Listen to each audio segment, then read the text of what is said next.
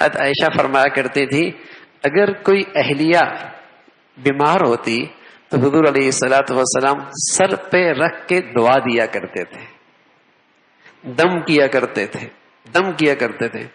اور فرمایا اللہ کے نبی صلی اللہ علیہ وسلم کا یہ انداز اختیار کرنا تکلیف کی اس گھڑی میں ہماری تکلیف ختم کر دیا کرتے تھے۔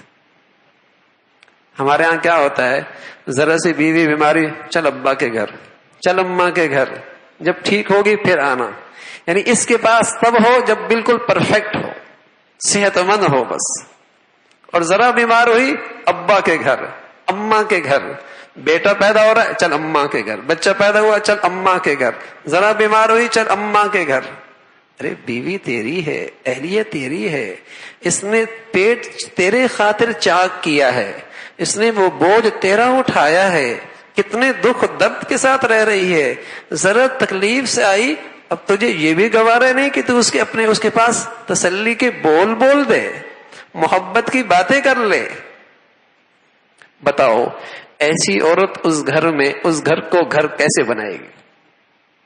جب اس گھر میں اسے عزت ہی کوئی نہیں، اعتماد ہی کوئی نہیں، تو وہ عورت اس گھر کو اپنا گھر کیسے بنائے گی؟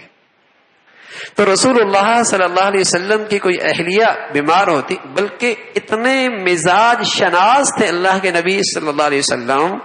احساسات کا خیال رکھتے تھے۔ ایک دن عائشہ سے کہنے لگے عائشہ جب تم ناراض ہوتے ہو ہمیں پتہ لگ جاتا ہے۔ کہا کیسے یا رسول اللہ؟ کہا جب تم راضی ہوتے ہو تب بھی ہمیں پتہ لگتا ہے، جب تم راضی ہوتے تو کہتی ہو محمد کی رب کی قسم، اور جب تم ناراض ہوتی ہو تو کہتے ہو ابراہیم کے رب کی قسم، ہمیں پتہ لگ جاتا ہے۔ یعنی ایسے احساسات کا بھی خیال، یا وہ مر رہی ہو اسے فکر ہی کوئی نہیں ہوتی، ہاں اس کا کیا حال ہے، کس تکلیف میں ہے، کس درد میں ہے، کوئی احساس کوئی نہیں۔ اللہ کے نبی اتنا احساس کر رہے، فرمایا یا رسول اللہ